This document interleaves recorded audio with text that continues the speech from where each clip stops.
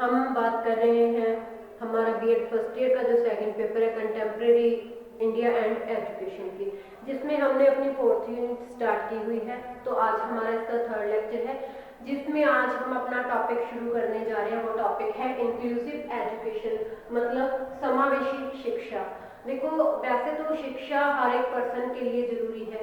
शिक्षा ही हमारे जीवन में जो एक प्रकाश लाती है।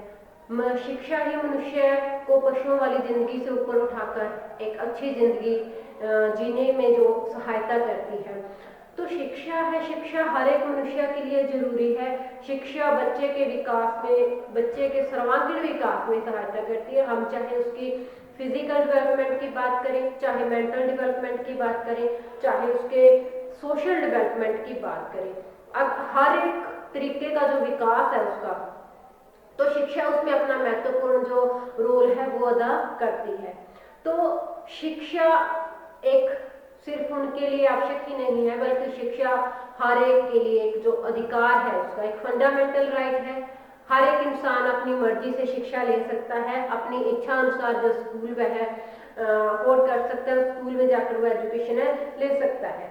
राष्ट्रीय शिक्षा आयोग ने 2008 में सुनिश्चित किया था कि शिक्षा बच्चे को मात्रात्मक आधार पर ना देकर गुणात्मक आधार पर देने की जरूरत है। हमें क्वालिटेटिव जो एजुकेशन है वो बच्चे को प्रदान करने की जरूरत है, क्योंकि जो शिक्षा का स्तर है, शिक्षा का स्तर जितना अच्छा होगा, हम अपने बच्चों को उतने ही जो अच्छे नागरिक हैं वो बना सकते हैं। वैसे तो हमारे देश में जो 6 से 14 साल तक के बच्चे हैं उनके लिए फ्री एंड कंपलसरी एजुकेशन का प्रावधान है, लेकिन फ्री एंड कंपलसरी एजुकेशन के साथ ही क्वालिटेटिव एजुकेशन की जरूरत हो, जो बच्चे का जो विकास है वो पूर्ण रूप से कर सके। तो शिक्षा गुणात्मक ऐसा गुण होना चाहिए शिक्षा में जो सबको जो एक शिक्षित कर सके। उसमें कोई भी बच्चा आ सकता है, उसमें नॉर्मल बच्चे आ सकते हैं, उसमें फिर जो डिसेबल बच्चे हैं वो भी आ सकते हैं। तो इस जो उद्देश्य को पूरा करने के लिए हम इंक्लूसिव एजुकेशन का सहारा लेते हैं, मतलब समावेशी शिक्षा का सहारा लेते हैं, जिसमें क्या होता है एक समावेशन किया जाता है नॉर्मल बच्चों के साथ। जो दूसरे बच्चे हैं, जो विकलांग बच्चे हैं, या फिर ऐसे बच्चे जो मानसिक रूप से कमजोर हैं, उनको भी जो शिक्षा है वो प्रदान की जाती है। उसे हम इंक्लूसिव एजुकेशन के नाम से जानते हैं। ऐसी शिक्षा जिसको प्रदान करते समय अध्यापक व छात्र ऐसे वातावरण का निर्माण करें जिसमें किसी भी प्रकार का, किसी भी तरीके का लेकर कोई भेदभाव ना किया जाए, ऐसा कोई दृष्टिकोण वहां पे ना पैदा हो कि बच्चों में आपसी जो भेदभाव किया जाए। कई बच्चे बहुत होशियार होते हैं, कई बच्चे बहुत ज्यादा हम कह सकते हैं नालायक होते हैं, और कई जो एवरेज बच्चे होते हैं। तो जब एजुकेशन दी जाती है तो हर एक कैटेगरी का ध्यान रखा जाए, हर एक बच्चे को जो प्रॉपर एजुकेशन है वो वहां पे मिलनी चाहिए। इस प्रकार की शिक्षा में विशिष्ट बालक और जो मानसिक रूप से विकलांग बालक हैं उनको जो शिक्षा है वो समान रूप से प्रदान की जाती है। समावेशी शिक्षा में बहुत सारे जो स्पेशल स्कूल्स हैं वो भी खोले जा चुके हैं, जहाँ पे जो ज़्यादा डिसेबल बच्चे होते हैं, जो बच्चे नॉर्मल बच्चों के साथ बैठकर नहीं पढ़ सकते, उन बच्चों के लिए जो स्पेशल स्कूल खोले गए हैं। लेकिन उसके बाद जब उनको कुछ एजुकेशन प्राप्त हो जाती है तो स्पेशल स्कूल में बच्चों को इसी रिगार्डिंग ट्रेन किया जाता है, जब उसने इतना बना दिया जाता है इतना अच्छा कि वो बच्चे हैं जो वो फिर नॉर्मल बच्चों के साथ बैठकर जो अपनी एजुकेशन है वो प्रदान कर सकते हैं, जब प्राप्त कर सकते हैं। बालकों को यह शिक्षा एकीकरण के सिद्धांत पर प्रदान की जाती है। इस प्रकार की जो शिक्षा होता है वो उसका मुख्य उद्देश्य यह होता है कि हर हालत में बिना किसी भेदभाव के जो एजुकेशन है वो बच्चों को प्रदान की जाए। तो अब हम बात करते हैं इसकी अपने अपने विचार के हिसाब से कुछ जो हमारे विद्वान हैं उन्होंने इसकी क्या डेफिनेशन दी है, उन्होंने इसके बारे में क्या कहा है। अगर हम बात करें उमा तुली की, तो उमा तुली ने इस बारे में क्या कहा है। उन्होंने कहा गया है कि समावेशन एक प्रक्रिया है जिसमें प्रत्येक जो स्कूल है बालकों की दैहिक, संवेगात्मक तथा सीखने की आवश्यकताओं को पूरा करने के लिए अपने जो संसाधन है उसका विस्तार करता है। मतलब वहां पे हर एक बच्चे की जो इंडिविजुअली उसकी जो कैपेसिटी है वो देखी जाती है, उसकी एबिलिटी देखी जाती है, उस बच्चों की जो आवश्यकताएं हैं उसको प्रदान करने के लिए वहाँ संसाधनों का विस्तार किया जाता है। टीचिंग एड्स होती हैं जो, जिसकी हेल्प से हम बच्चे को ज़्यादा सिखा सकते हैं, जल्दी सिखा सकते हैं, ज़्यादा अच्छे तरीके से सिखा सकते हैं। ऐसी चीज़ों का वहाँ या फिर ऐसे संसाधनों का वहाँ पे विस्तार किया जाता है। हमारे अगले विद्वान डॉक्टर दीपक शर्मा के शब्दों में हम बात करते हैं कि डॉक्टर दीपक शर्मा इस बारे में क्या कहते हैं। समावेशी शिक्षा मूल्यों व सिद्धांतों का वह समूह है जो सभी विद्यार्थियों को बिना किसी भेदभाव के प्रभावशाली ढंग से तथा सार्थक ढंग से जो शिक्षा है वो प्रदान करती है, तो उसे समावेशी शिक्षा कहा जाता है। समावेशी शिक्षा अपने सिद्धांतों एवं क्रियान्वयनों में बालकों की विशेष रूप से सीमांत एवं अति संवेदनशील समूहों से संबंध रखने वालों के लिए और एजुकेशन तक उनकी पहुंच बनाने के लिए प्रयत्नशील है, ताकि हर एक बच्चा जो एजुकेशन प्राप्त कर सके, कोई भी बच्चा है वो शिक्षा से वंचित ना रह जाए। यूनेस्को ने स्पष्ट किया है कि समावेशी शिक्षा वर्जन के लिए अति संवेदनशील तथा सीमांत स्थित सभी अधिगमकर्ताओं की शिक्षा के अवरोधों को हटाने से संबंधित है। किसी भी बालक के जो एजुकेशन प्राप्त करने का जो रास्ता, उसमें किसी भी तरीके की अगर बाधा आती है तो उसे ही हटाने का नाम हम इंक्लूसिव एजुकेशन कहते हैं, उसको समावेशी शिक्षा कहते हैं। जो समावेशी शिक्षा होती है, जो इंक्लूसिव एजुकेशन होती है, वो बेसिकली 3 एलिमेंट्स पर आधारित होती है। उसके बेसिकली हम 3 एलिमेंट को जानते हैं, या फिर माना जाता है कि उसके जो 3 तत्व होते हैं उन पे सारी एजुकेशन वो आधारित होती है। सबसे पहले हम बात करेंगे राइट टू एजुकेशन। जो इसका फर्स्ट एलिमेंट की अगर हम बात करें वो है राइट टू एजुकेशन।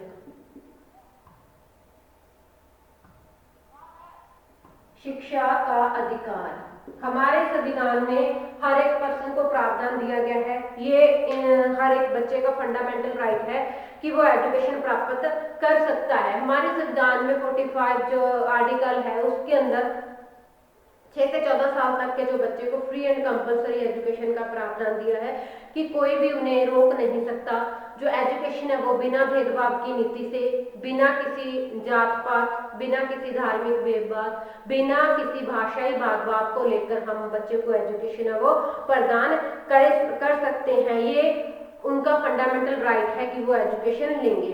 तो अब कोई भी विद्यालय जाति, धर्म, लिंग या अक्षमता को आधार पर किसी विद्यार्थी को विद्यालय से निकाल नहीं सकता, या उन्हें दाखिला लेने से वहां पे वंचित नहीं कर सकता। इसी तथ्य को ध्यान में रखते हुए राष्ट्रीय पाठ्यचर्या की रूपरेखा जो नेशनल करिकुलम फ्रेमवर्क का 2005, उसमें स्पष्ट किया गया है कि पृथक्करण अथवा अलगाव की नीति न तो असमर्थ बालकों के लिए और न ही सामान्य विद्यार्थियों के लिए उपयोगी है। अगर हम स्पेशल बच्चों को, जो डिसेबल बच्चे होते हैं, जो फिर मेंटली रिटार्डेड बच्चे होते हैं, अगर हम उनको अलग स्कूल में रखेंगे, नॉर्मल बच्चों के साथ अलग उनको पढ़ाएंगे, वो नीति ना तो सामान्य बालकों के लिए सही होगी और ना ही जो विकलांग बालक है उनके लिए सही होगी।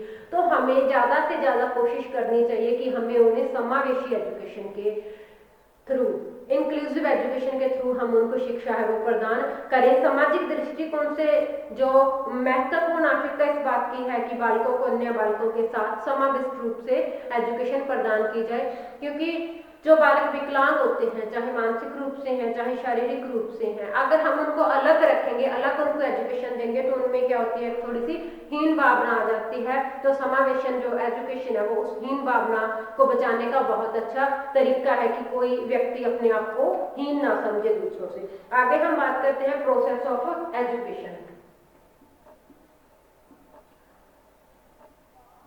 प्रोसेस ऑफ एजुकेशन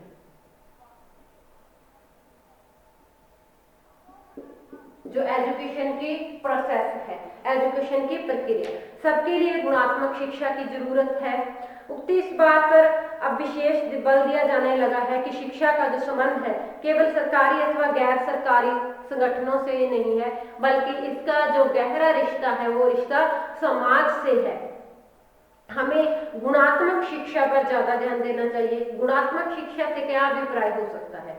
गुणात्मक शिक्षा का अभिप्राय यह है कि केवल उच्च शैक्षिक निष्पादन से ही नहीं बल्कि इसका जो संबंध मानसिक एवं शारीरिक स्वास्थ्य, पौष्टिकता स्तर, संवेगात्मक स्तर एवं समर्थन, पारिवारिक एवं सामाजिक संबंधों, व्यावसायिक अपेक्षाओं तथा व्यावसायिक भावनाओं से लांबित होना चाहिए या लांबित होने से है।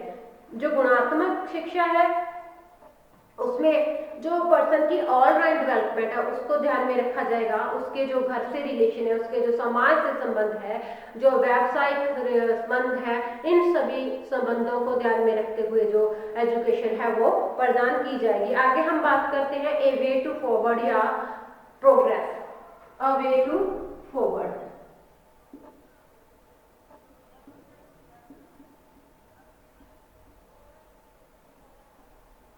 और प्रोग्रेस, तो इसमें क्या हो सकता है, इसमें क्या है कि समावेशी शिक्षा शैक्षिक एकीकरण प्रयत्नों में से एक है। समावेशी शिक्षा के प्रावधान को संवैधानिक कानूनों के निर्माण एवं भाषिक परिवर्तनों के परिणाम स्वरूप प्राप्त तो कर लिया है, लेकिन इसमें भी अभी हमने जो लंबा रास्ता है वो तय करना बाकी है, क्योंकि वर्तमान समय में इसकी जो गति है वो अत्यंत धीमी है। हमें जल्दी से जल्दी जो अपना एजुकेशन प्रदान करने का टारगेट है वो पूरा करना होगा। इसकी सफलता के लिए समावेशी शिक्षा के कार्यक्रमों में आमूल परिवर्तन लाने की आवश्यकता है। अभी भी शिक्षक का अपने विद्यार्थियों पर विशेष प्रभाव है। शिक्षक वास्तव में समावेशी शिक्षा की सफलता के प्रकाश स्तंभ है, क्योंकि इसमें शिक्षक का अहम रोल रहता है। जो नॉर्मल बच्चे हैं या फिर डिसेबल बच्चे हैं उनको साथ में पढ़ाना टीचर के लिए एक चैलेंज की तरह है, क्योंकि अगर हम बात करें सिर्फ मेंटल लेवल तक की, कई बच्चों का जो आईक्यू लेवल है बहुत ज़्यादा है और कई बच्चों का आईक्यू लेवल है बहुत ही ज़्यादा कम है, तो इन दोनों बच्चों को साथ साथ एक ही क्लास में पढ़ाना शिक्षक के लिए ये चैलेंज से कम नहीं है। तो शिक्षक को जो चैलेंज है वो जल्दी से जल्दी क्या पूरा करना होगा, इस पे जल्दी से जल्दी इसको जीत हासिल करने की जो कोशिश करनी चाहिए। जिन्होंने अपनी संवेदनशीलता, अभिवृत्ति, व्यवहार एवं शिक्षण पद्धतियों तक की बात करें अगर हम, तो प्रत्येक बालक की जो विशेष आवश्यकताएं हैं उसको ध्यान में रखते हुए एक समुचित अवसर वहां पे बनाने हैं। हर एक व्यक्ति को, एक स्टूडेंट को एक समुचित अवसर देने हैं उसकी सफलता के। तो हर एक बच्चे की जो उसकी व्यक्तिगत आवश्यकता है वहां पे टीचर को वो ध्यान में रखनी पड़ती है, तब जाकर जो समावेशी शिक्षा है वो प्रॉपर रूप से वहां पे लागू होती है और वो सफल होती है। सेवारत एवं शिक्षण में प्रविष्ट होने वाले शिक्षकों के लिए अपेक्षित प्रशिक्षण देने के लिए कार्यक्रमों के विशेष निर्माण एवं क्रियान्वयन का जो कार्य है वो करने की जरूरत है। तो सभी माता पिता एवं समुदाय केंद्रों की भागीदारी बढ़ानी ये विद्यालय का कार्य है तथा अनुसंधानों द्वारा समावेशी शिक्षा से जुड़े नए जो आयाम है उनका समावेशन करने की बहुत ज्यादा जरूरत है। तो ये तीन जो एलिमेंट थे, right to education, process of education and way to forward और प्रोग्रेस, मतलब कि जो शिक्षा है वो सबका अधिकार है और जो एजुकेशन की प्रक्रिया वो कैसी होनी चाहिए और शिक्षा में जो प्रगति है वो कैसे कर सकते हैं। तो ये बेसिक एलिमेंट थे इंक्लूसिव एजुकेशन के। आगे हम बात करते हैं जो बेसिक एजुकेशन है उसकी क्या क्या विशेषताएं हैं, कैरेक्टरिस्टिक्स की बात करते हैं हम आगे। ये थे एलिमेंट्स, जो बेसिक एलिमेंट्स थे इंक्लूसिव एजुकेशन के। अब हम बात करेंगे कैरेक्टरिस्टिक्स की। जो इंक्लूसिव एजुकेशन होती है उसकी कौन कौन सी विशेषताएं होती हैं। Characteristics of inclusive education.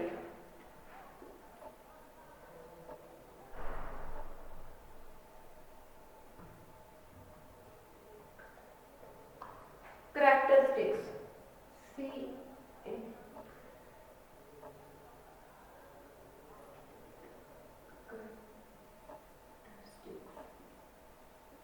Characteristics of inclusive education, समावेशी शिक्षा की विशेषताएं। सबसे पहले हम बात करते हैं विभिन्नता की पहचान एवं संभाल। विभिन्नता की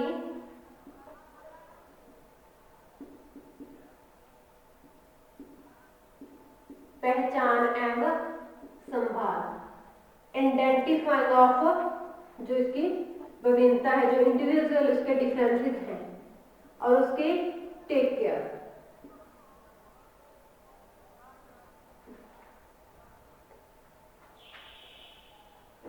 पहचान एवं संभाल। समावेशी एजुकेशन प्रदान करने से पहले क्या करना पड़ता है, विभिन्नता की पहचान करनी पड़ती है कि जो स्टूडेंट है वो किस रूप में दूसरे जो एवरेज स्टूडेंट है, जो नॉर्मल स्टूडेंट है, उन्हें किस तरीके की उनकी भिन्नता है, उसकी मानसिक तौर पे कोई भिन्नता है या फिर शारीरिक तौर पे भिन्नता है। समावेशी शिक्षा बालकों की विभिन्न भिन्नताओं जैसे शारीरिक, मानसिक, बौद्धिक, सामाजिक तथा सांस्कृतिक आदि जो विभिन्नताएं हैं उसकी पहचान करती हैं और उन्हें स्वीकार करते हैं कि ये जो स्टूडेंट है वो एक दूसरे से किस प्रकार से भिन्न है, तथा तदनुसार आवश्यकताओं को ध्यान में रखते हुए उन्हें संज्ञानात्मक, संवेगात्मक अथवा सृजनात्मक विकास के जो अवसर हैं वो प्रदान करते हैं। हर एक स्टूडेंट की जो इंडिविजुअल डिफरेंसेस हैं उन्हीं डिफरेंसेस को सामने रखते हुए या ध्यान में रखते हुए जो बच्चों को एजुकेशन है वो प्रदान की जाती है। आगे हम बात करते हैं सबके लिए विद्यालयों में शिक्षा, एजुकेशन फॉर ऑल, सबके लिए शिक्षा। सबके लिए शिक्षा मतलब एक ही विद्यालय में सबके लिए शिक्षा, वो चाहे नॉर्मल स्टूडेंट है चाहे वो अब नॉर्मल स्टूडेंट है। इस शिक्षा पद्धति में सामान्य तथा बाधित बच्चों के लिए सभी विद्यालयों में शिक्षा है। सभी विद्यालयों में ऐसे बच्चों को शिक्षा दी जाएगी। किसी भी विद्यालय के जो टीचर ऐसे विद्यालय को ऐसे बच्चों को शिक्षा से जो वंचित है वो नहीं रख सकते। सभी के लिए वहां पे शिक्षा का जो प्रावधान है वो रखा गया है। सबके लिए शिक्षा के वास्तविक अर्थ है सभी के लिए शिक्षा, न कि लगभग सबके लिए शिक्षा। यहाँ लगभग जो शब्द है वो नहीं आएगा। यहाँ पे 100% जो शिक्षा है मतलब सबके लिए शिक्षा, तो मतलब 100% लोगों के लिए वहाँ पे शिक्षा का प्रावधान है वो दिया जाएगा। आगे हम बात करेंगे एजुकेशन ए फंडामेंटल राइट। जो एजुकेशन है वो सबका क्या है, एक मौलिक अधिकार है। Education as a basic right या फिर एज अ फंडामेंटल राइट। शिक्षा एक मौलिक अधिकार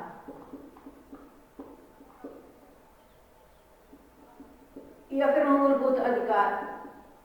हमारे संविधान में प्रावधान दिया गया है कि हर एक पर्सन जो शिक्षा है वो प्राप्त कर सकता है। शिक्षा में समानता का अधिकार है। तो इस जो मौलिक अधिकार है इसके तहत हम किसी भी बच्चे को विद्यालय में जाने से नहीं रोक सकते। इवन कि 6 से लेकर 14 साल तक के बच्चों को फ्री एंड कंपल्सरी एजुकेशन का प्रावधान दिया गया है। तो शिक्षा एक मूलभूत अधिकार होने के कारण सभी विद्यालयों में सबके लिए जो शिक्षा है उसका प्रावधान दिया गया है। शिक्षा की अन्य पद्धतियों में भी बालकों के शिक्षा के अधिकार को जो मान्यता दी गई है, लेकिन इस अधिकार की भावना सबसे अधिक इस शिक्षा पद्धति में निहित है, जिसके अंतर्गत कोई भी स्कूल किसी भी निम्न दैहिक, मानसिक या वार्षिक स्तर के बच्चे को वहां पे दाखिला लेने से वंचित नहीं कर सकता। आगे हम बात करते हैं विशिष्ट शैक्षिक आवश्यकताओं के बालकों की स्वीकृति तथा समर्थन। विशिष्ट शैक्षिक आवश्यकताओं, विशिष्ट शैक्षिक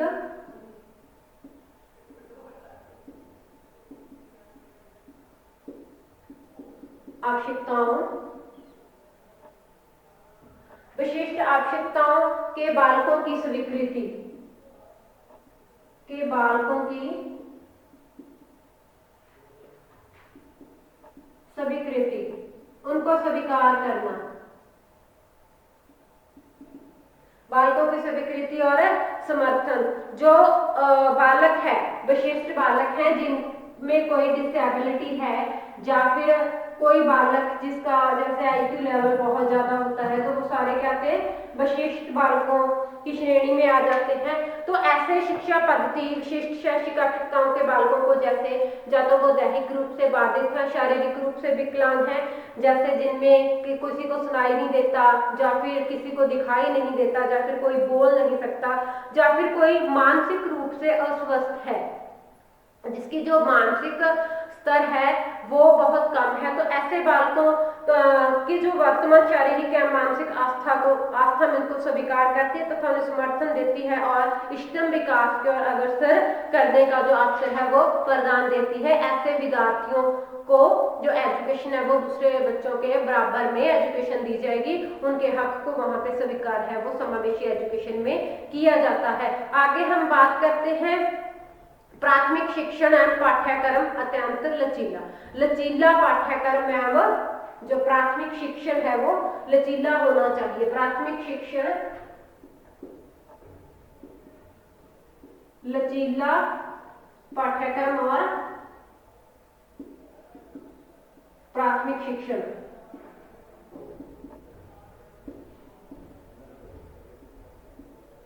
प्राथमिक जो प्राइमरी लेवल पे जो उसका टीचिंग है उसको टीच करना है। तो प्राथमिक शिक्षण एवं पाठ्यक्रम को अधिक लचीला बनाने के लिए नेतृत्व एवं जो संसाधन है उसका प्रावधान होना समावेशी शिक्षा की एक अद्वितीय विशेषता है यहाँ पे, जिसके कारण सामान्य अनुभव तथा जो विशिष्ट उद्देश्यों को प्राप्त किया जा सकता है। जो पाठ्यक्रम है उसमें लचीलापन होना चाहिए, जो प्राथमिक शिक्षण है उसमें लचीलापन होना चाहिए। पाठ्यक्रम में लचीलापन जिस प्रकार का बच्चा है, जिस प्रकार की उसकी डिसेबिलिटी है, उसी प्रकार के हिसाब उसका जो सिलेबस है उसमें फेरबदल किया जा सकता है। अगर हम बात करें कि जो मानसिक रूप से कमजोर है बच्चे, तो उनके पाठ्यक्रम में और जो एक शारीरिक विकलांगता है, फॉर एग्जांपल अगर किसी के हाथ पांव सही से काम नहीं कर सकते तो उनके पाठ्यक्रम में जो भिन्नता है वो पाई जा सकती है। तो पाठ्यक्रम को लचीला फ्लेक्सिबिलिटी पाठ्यक्रम में होना चाहिए कि बच्चों की जो डिसेबिलिटी है उसी के हिसाब से जो पाठ्यक्रम में परिवर्तन किए जा सके। आगे हम बात करते हैं सामान्य तथा विशिष्ट शिक्षा में निकट संबंध। सामान्य तथा विशिष्ट शिक्षा में निकट संबंध।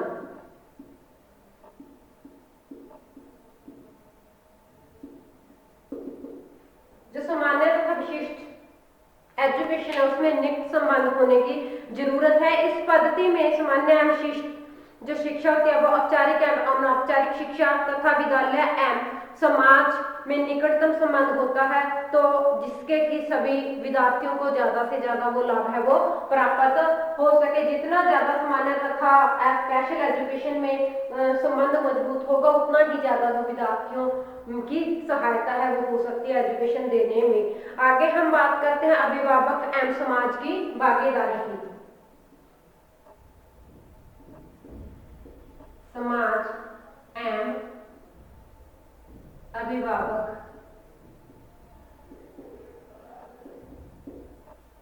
अभिभावकों की भागीदारी। समावेशी शिक्षा में समाज और जो अभिभावक है उनकी भागीदारी बहुत ज्यादा जो मायने है वो रखती है। समावेशी शिक्षा एक संयुक्त प्रयास है जिसमें माता पिता और जो समाज है उसको सामान्य रूप से सम्मिलित किया जाए, चाहे वह नियंत्रण वितरण का मामला हो, चाहे वो उत्तरदायित्व निर्वहन का मामला हो। क्योंकि जब तक हम ऐसे बच्चों को प्रोत्साहित नहीं करते जो विकलांग हो सामान्य बच्चों के साथ एजुकेशन प्रदान करने के लिए, तब तक क्या है वो बच्चा अपने आप को सहज महसूस नहीं करता। इस प्रकार तो इसका मतलब है कि हर एक माता पिता को और जो सभी समाज में रहते हैं लोग, उनका फर्ज बनता है कि वो स्पेशल बालकों का और नॉर्मल बालकों का समावेशन करने में उनकी सहायता करें। तो जो समावेशी शिक्षा है ताकि बच्चों को प्रदान की जाए, सभी बच्चे एक साथ जो एजुकेशन है वो प्राप्त कर सकें। आगे हम बात करते हैं मजबूत नीतियां एवं नियोजन। हमारा 8वां पॉइंट है मजबूत नीतियां एवं नियोजन।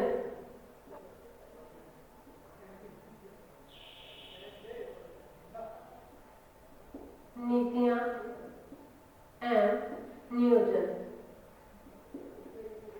नीतियों की खास जरूरत है।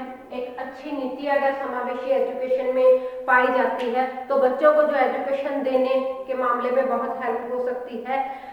शिक्षा पद्धति के अंतर्गत शिक्षा के अधिकार का रक्षण करने तथा उसे लागू करने के लिए राष्ट्रीय एवं राज्य स्तर पर जो मजबूत नीतियां हैं वो नीतियां मजबूत हैं, स्पष्ट मजबूत होने के साथ साथ स्पष्ट भी होनी चाहिए तथा उनका नियोजन भी सफलता से किया जाना चाहिए। यही कारण है कि पिछले एक दशक में बालकों की जो शिक्षा विशेष रूप से असमर्थ एवं सामाजिक हाशिए पर स्थित बच्चों के प्रति विद्यालयों, शिक्षकों एवं समाज की अभिवृद्धि में पर्याप्त परिवर्तन आया है। जो बच्चों के लिए, जो खास करके स्पेशल बच्चों के लिए एजुकेशन के रिगार्डिंग जो नीतियां बनाई जा रही हैं, उनके एक तो उद्देश्य स्पष्ट किए जा रहे हैं, दूसरा वो नीतियां मजबूत रूप से बनाई जा रही हैं, तो जिसके कारण जो पर्याप्त परिवर्तन है, जो परिवर्तन आना चाहिए वो परिवर्तन समाज में एजुकेशन को लेकर आया है। हर एक विद्यालय में जो समावेशन एजुकेशन की वो कोशिश है वो जारी है। आगे हम बात करते हैं जो समावेशी शिक्षा केवल असक्त बालकों के लिए नहीं, समावेशी शिक्षा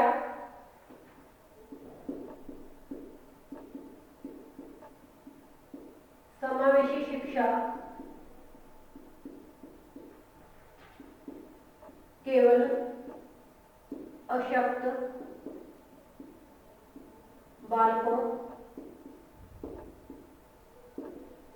के लिए नहीं, कि जो समावेशी शिक्षा है वो केवल अशक्त बालकों के लिए नहीं, समावेशी शिक्षा से अभिप्राय केवल विशिष्ट बालकों के लिए विशिष्ट शिक्षा तक सीमित नहीं है। यह इसके अतिरिक्त यह बहुत अधिक है। यह सच है कि जब हम शिक्षा के अधिकार की बात करते हैं तो जो ये विशेष एक संदर्भ से ही संबंधित होता है, क्योंकि ऐसे बालक बहुत ही स्पष्ट और अपेक्षित समूह का निर्माण करते हैं। लेकिन समावेशी जो शिक्षा होती है तो समावेशी शिक्षा का संबंध शिक्षा ग्रहण करने योग्य सभी बालकों से है, वो चाहे बालक नॉर्मल बच्चा हो, एवरेज बच्चा हो, चाहे वो मानसिक रूप से कमजोर हो, चाहे वो शारीरिक रूप से कमजोर है, लेकिन फिर भी वो इतना योग्य है कि वो एजुकेशन प्राप्त कर सकता है। जब सच में हम शिक्षा के अधिकार की बात करते हैं तो उसमें सभी बच्चे उसमें आने चाहिए, वो चाहे नॉर्मल स्टूडेंट है, चाहे वो डिसेबल स्टूडेंट होते हैं। भारत में 6 से 14 साल तक के जो बालक हैं, अगर उनकी संख्या की बात की जाए तो लगभग वो 22 करोड़ के लगभग है, तथा असमर्थ बालकों की अगर संख्या की जाए तो लगभग वो 2 करोड़ 30 लाख के लगभग है। टोटल 22 करोड़ में से 2.5 करोड़ के लगभग, 2 करोड़ 30 करोड़ के लगभग जो असमर्थ बालक हैं, जिनमें हम मानसिक असमर्थ बालक भी हैं, शारीरिक रूप से विकलांग बालक भी आ जाते हैं, तो इनमें से 2/3 अशक्त ग्रामीण क्षेत्रों से है। अतः समावेशी शिक्षा उन सबके लिए है जो एक अथवा दूसरे कारण से शिक्षा ग्रहण करने से वंचित रहते हैं। समावेशी जो एजुकेशन है सभी बालकों को सम्मिलित करती है, वो चाहे सामाजिक कारणों से डिसेबल हो, जरूरी नहीं है कि वो मानसिक और या शारीरिक कारणों से ही अपंग हो। तो कई बालक जो सामाजिक कारण भी होते हैं उनकी अपंगता के पीछे, तो ऐसे बालक भी जो जिनका सामाजिक कारणों की वजह से वो एजुकेशन नहीं ले पा रहे, उनको भी जो एजुकेशन प्रदान करना समावेशी एजुकेशन के अंदर आता है। तो आज का हमारा ये टॉपिक कंप्लीट होता है यहाँ पे, जिसमें हमने कैरेक्टरिस्टिक्स और इसके एलिमेंट की, आगे अभी हमारे इसकी नीड और इम्पोर्टेंस और उसके जो एम्स हैं वो पढ़े बाकी है। तो हम एम्स और उसकी नीड और इम्पोर्टेंस नेक्स्ट लेक्चर में करेंगे। आज के हमारे लेक्चर में हमने इंक्लूसिव एजुकेशन का मीनिंग, उसके बेसिक 3 एलिमेंट्स और कुछ कैरेक्टरिस्टिक्स की बात की। तो आज का हमारा लेक्चर यहीं पे खत्म हो रहा है। नेक्स्ट लेक्चर में हम नीड, इम्पोर्टेंस और एम्स करेंगे। तो आज के लिए thank you, have a nice day.